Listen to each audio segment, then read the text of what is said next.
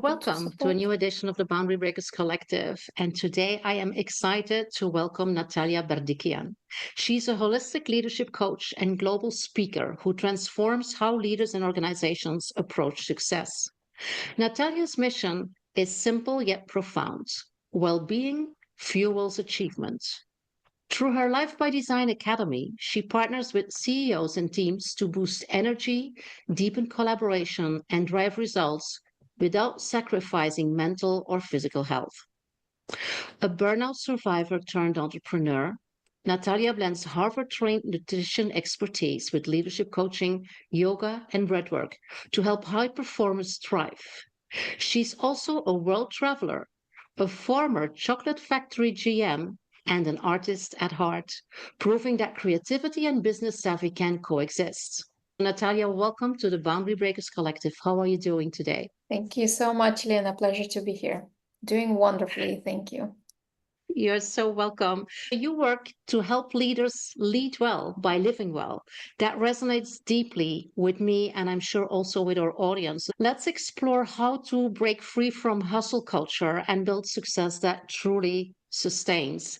And let's start with, maybe if that is okay for you, with some of your boundary pushing anecdotes. Can you tell me why you consider yourself as a boundary breaker?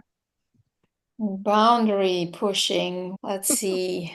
I need to start in childhood, I'm sure. And it's always a borderline with some traumatic experiences and everything, as many people might have experienced. Let's see if I can tell a little story. I Mhm. come originally from former Soviet Union, where we had plenty of limitations, as one can imagine, and having grown up with beautiful, intelligent, interesting families and everything, at some point I caught myself living with an alcoholic stepfather.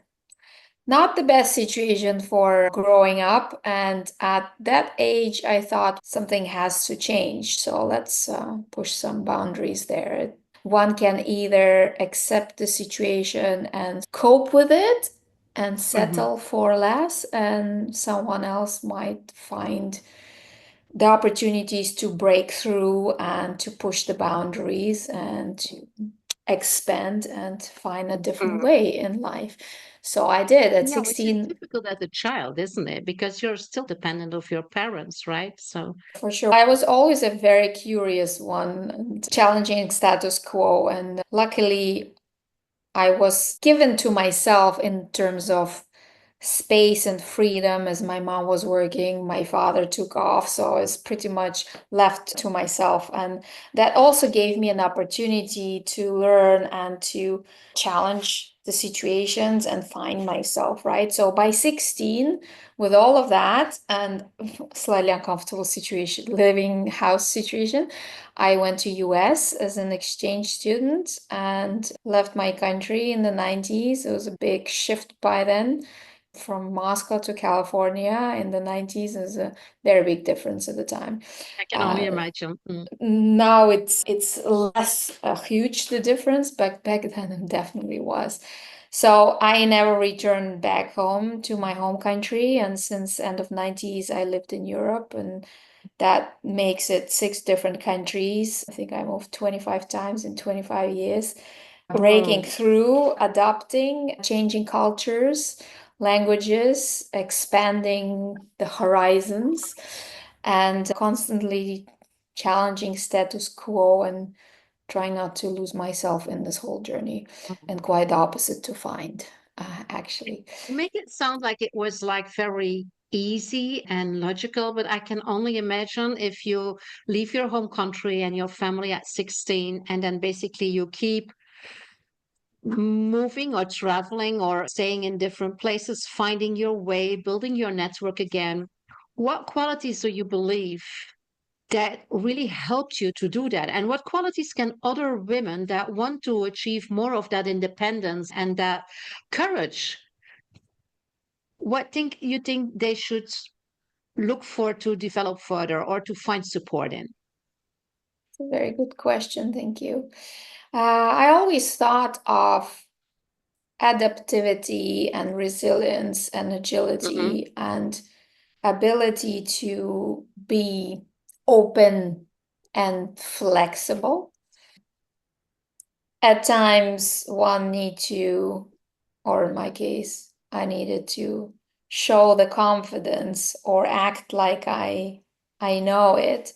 One might say fake it till you make it, but later I understood it's not about that. It's really about having the kind of energy and attitude, rather, that it will be fine. What's the worst thing that can happen? And I like that uh, question. Yeah.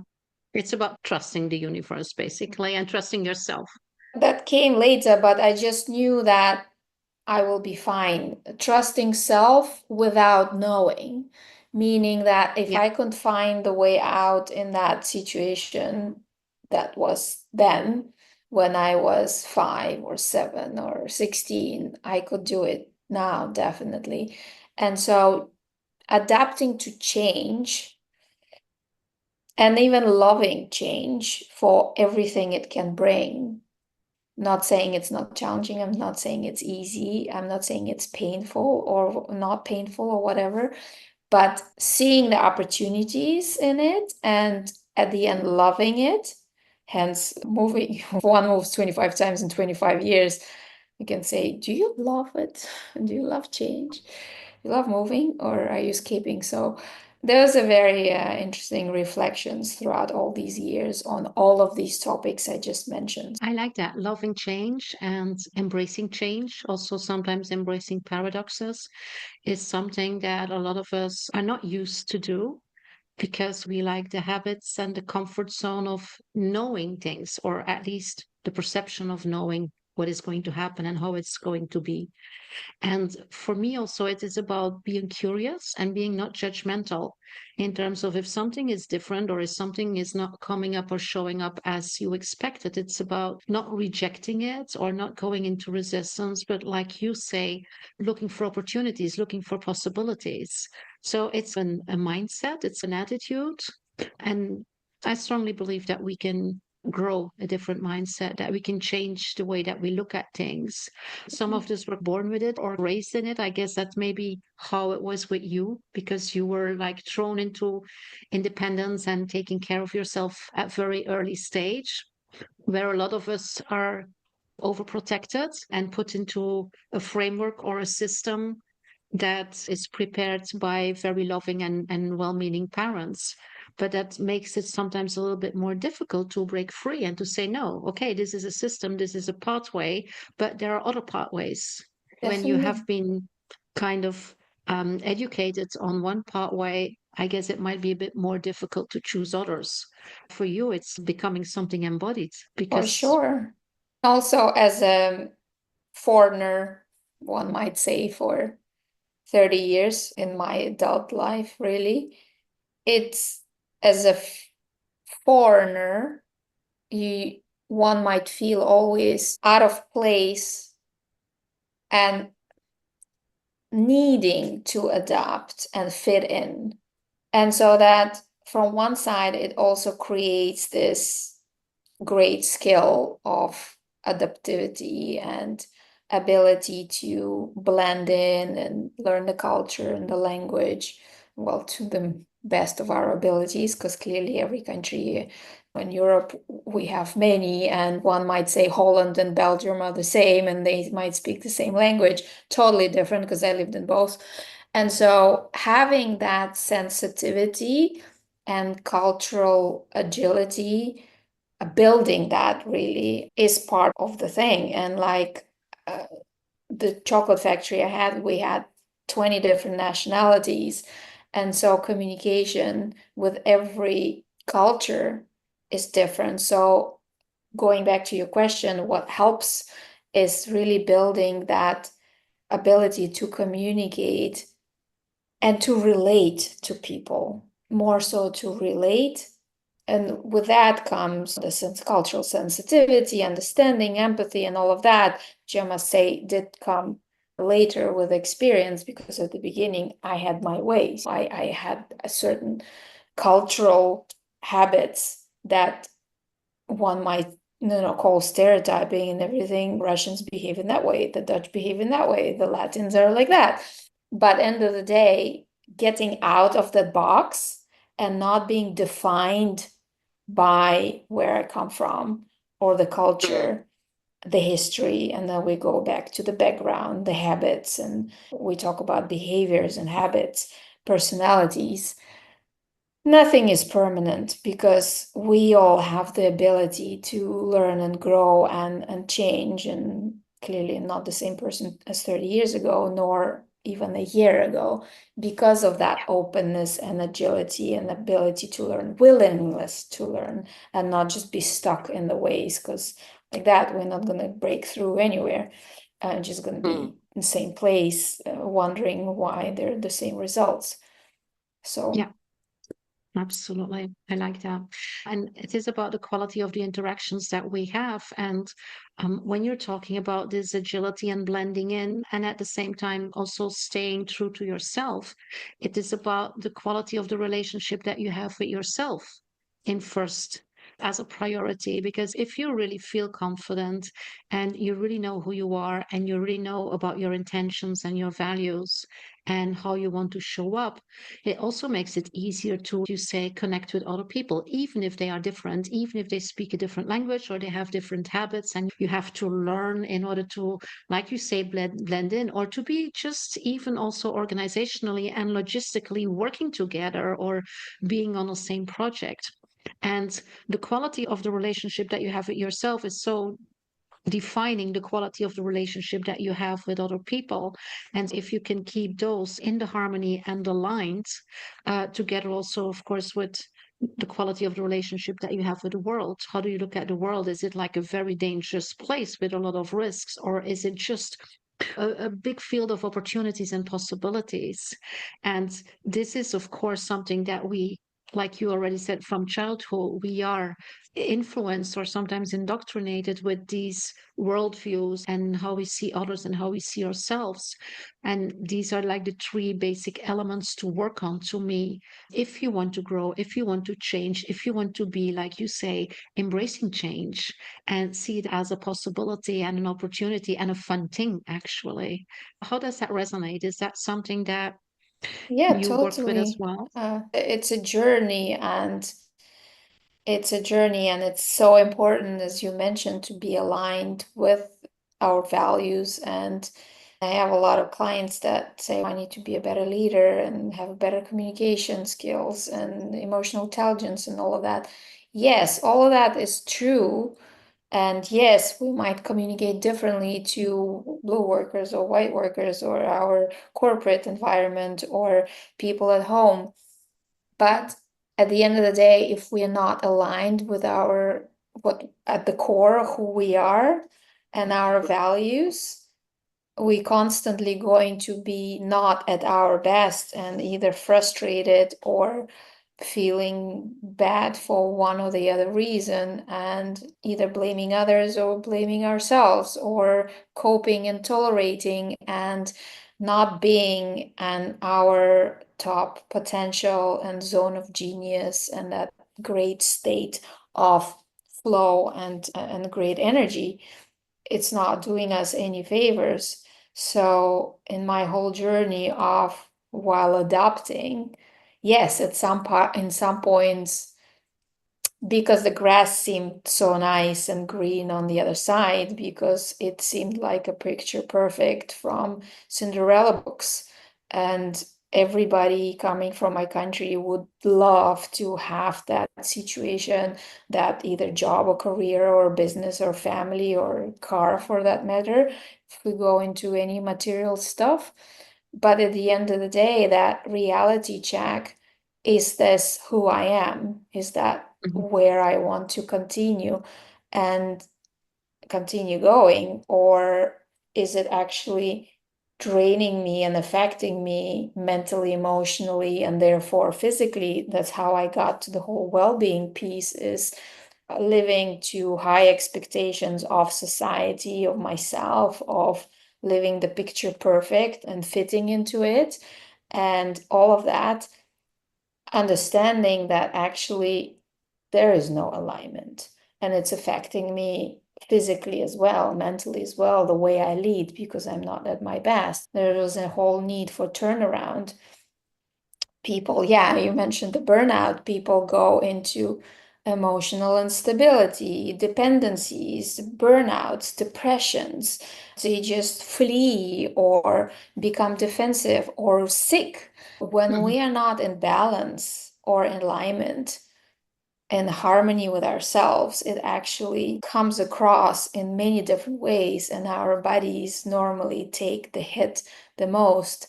Gradually, we might not see it at the beginning, but gradually pushing through and trying to have all this living up to expectations and the high pressure and the performance and all of that.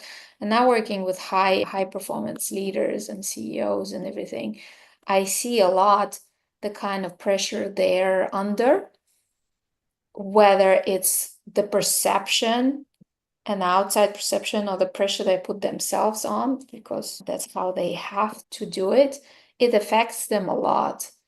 And to the point of they can't function to their optimal state anymore, physically and emotionally. It's like going in motion and autopilot. And Mhm. at times more is not better, and less is more.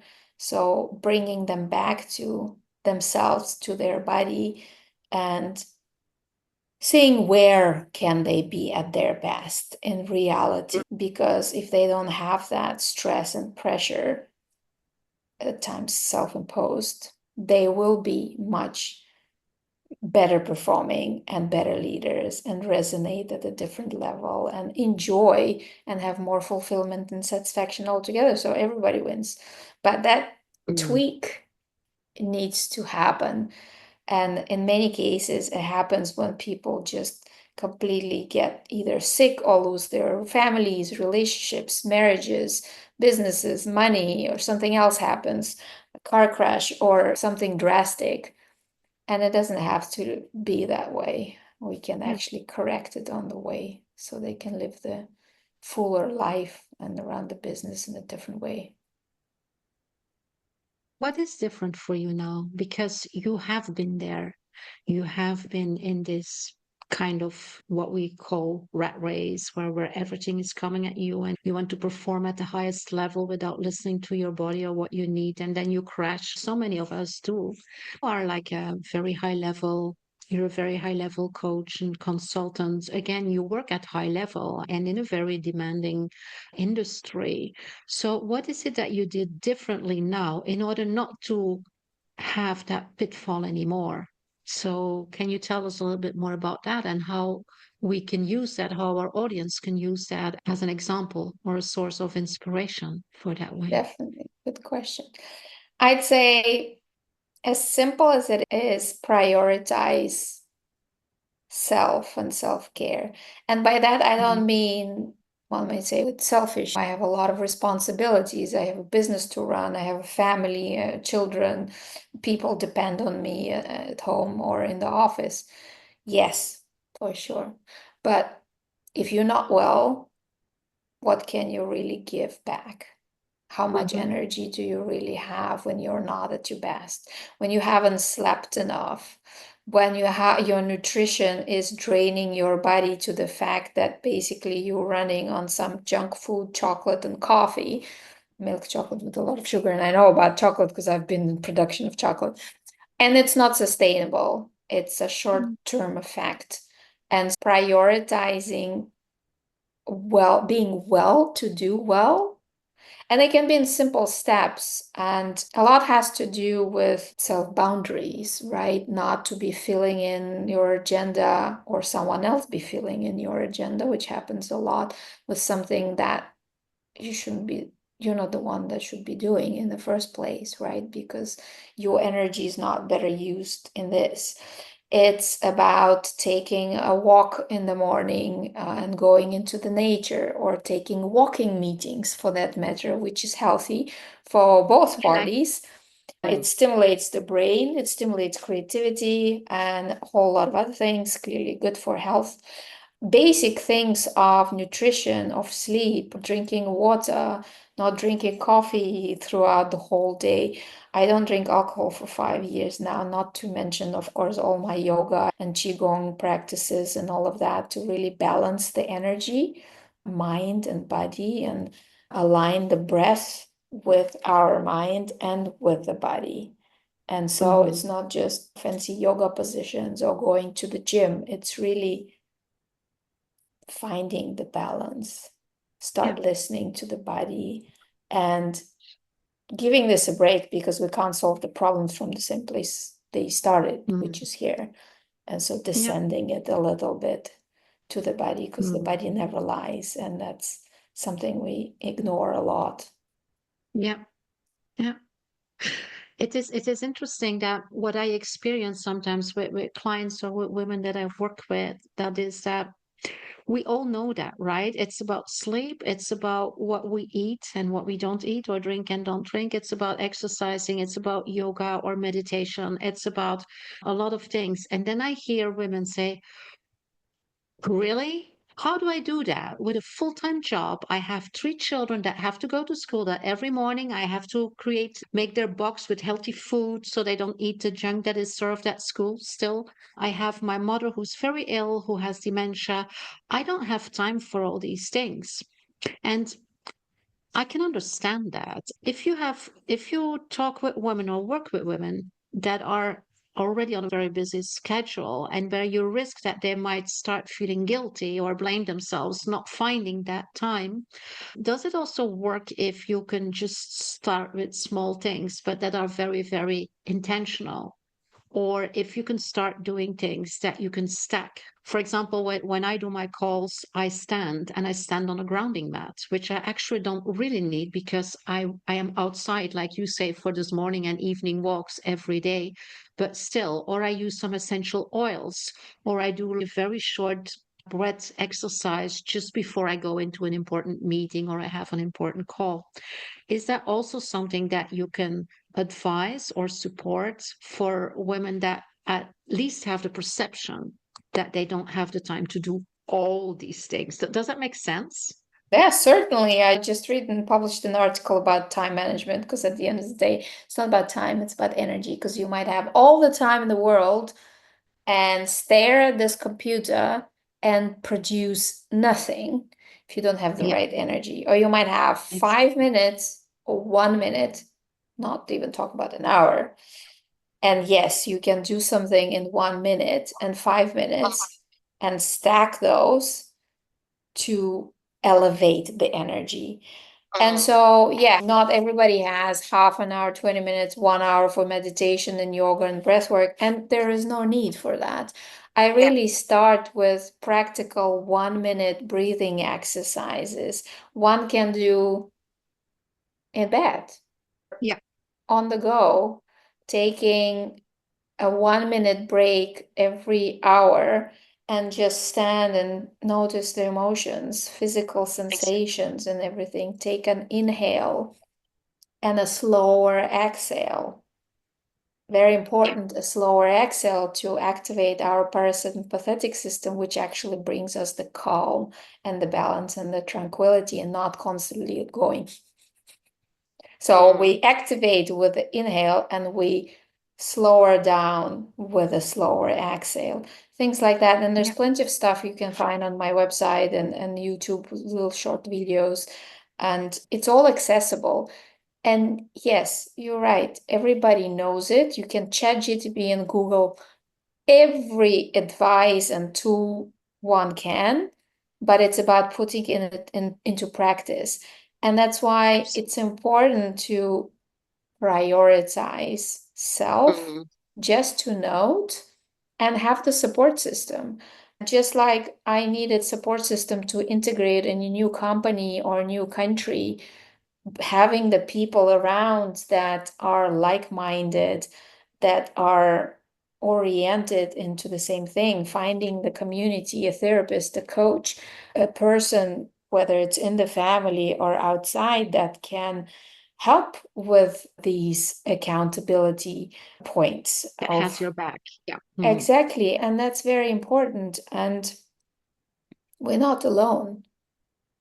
And if Yeah. we haven't managed to take 1 minute or 5 minutes, let's recommit. I'll do it in the next hour, next day. And Yeah. you mentioned the point of guilt and Exactly. the point of judgment. And as we work in coaching, that's part of the thing that we're working on. Guilt and judgment are lower resonating emotions. They are, Mhm. we all know, they're not useful. It's being in the past and daunting on that and taking that negative energy with us, which is not constructive, creative, doesn't access our potential and everything because it's the past. Now, being present in the moment without self-judgment and the guilt already elevates our energy, our resonance, our consciousness, our potential, our power, our access to all the great stuff we Mm. have in here to make great decisions and have more energy to act and perform. So, working on that self judgment, just not judge ourselves, isn't a big thing. And note when we are judging ourselves, I'm not good enough. I shouldn't have done that. Oh, I feel guilty. I use that time for myself Yeah. than for the kids or the employees. And why should I leave that part of my schedule open for myself if all these people need support? We come back to the point. If I'm not well, what good can I How can do? you do that? Yeah. Can you do that? Not selfish. It's Yeah. a simply about energy management. So, Yeah. Absolutely. I love what you said about boundaries because this is a boundary breaking collective. We're talking about breaking boundaries, about how to do things differently from what is in the box and what we are supposed to be doing. There's so many societal boxes and ideas and judgments. And at the same time, it is about setting boundaries, and especially for self care and for this inner, this self talk and all these things. It is also about setting boundaries, setting time boundaries. What is it? What time do I carve out for myself? Or to do with somebody else, but in not in a working modus. It is about setting boundaries in terms of saying no to things in order to be able to say yes to other things and to say yes to yourself. These boundaries are basically they're double. Yeah. At the one side, you break them. At the other side, you need to maintain and to set boundaries so that you can do what is aligned with who you are and what you want to manifest in life. And that's a balance that is sometimes a bit difficult to keep, right? Mm. and it's all about balance at the end. And when we feel frustrated or tired or in conflict with ourselves and others, just need to reconnect and see where am I out of balance and how can I bring myself back into Yeah, balance. yeah. And once again, reconnection takes time for yourself to reflect. It's so important to be able to step out of your routines, to step out of your race, to understand also how we are wired as human beings, and that we are, by definition, focused on the routine and taking the same steps and doing the same all the time. And so it takes a little bit of effort and courage. But you can also make that kind of a habit to carve out some time to ask yourself, what am I doing? How has this been serving me? What are my successes? And what is it that I want to change? Those are all very easy and yet very important questions that we can ask ourselves. Ideally, I would say every day. If that is not possible, or if you need to start somewhere, I would say ideally every week, at the end Yeah, of the week or at the beginning of a week, in order to be able to calibrate and to redirect or refocus when it's necessary. It's about understanding that things are not the way they are because they are like that. They are because we make those choices. And sometimes they are like that because we don't make choices. But then not making a choice is also choosing. And right. it's that awareness and that consciousness that you already mentioned that is so important to cultivate and to activate. Yeah, Yeah, yeah. absolutely. We always have a choice. So before we get out of bed, because then we will be in that roller coaster. Take a breath, think, what is my intention for today? What gives me Exactly. energy? And focus more on what gives energy and joy because it's a multiplier. Mhm. of Absolutely. time as well, if we're so fixated on this physical time. In quantum physics, time is an illusion, so it's not about time, it's about energy. So the Absolutely. mindset. You were talking about mindfulness and living in the present, living in the now. If we step a little bit aside from that, if you look at what you still want to manifest in life, what do you believe that are some boundaries that you still want to break or need to break in order to get to the next level? What would that be for you? Life gives situations, and at the end of the day, going through life and focusing on that, the impact that I want to create, and I really want to bring more well-being and balance to people and teams and give them the tools, easy, practical tools and mindset to do that, so they don't feel stuck and limited and out of choice, because there's always choice. And so I'm free to support people on those journeys, because there is a different way with less stress and struggle and suffering and conflict. There's just a different way, and it's right there, accessible and available for everybody. Hmm. Talking about that, Natalia, you have a website and you have a lot of information available on the internet, and we will make sure also that the URLs and all the contact information are in the show notes and in the comments. Everybody that wants to connect with Natalia, just go there and see what is most relevant or what is the easiest for you to connect. Natalia, you also had a giveaway, a gift for the audience. What exactly is that? We will also make sure that the link for that is in the show notes, but something that they can use to break boundaries or to bring that balance. What Certainly, certainly. Whoever adds sends their details on the link.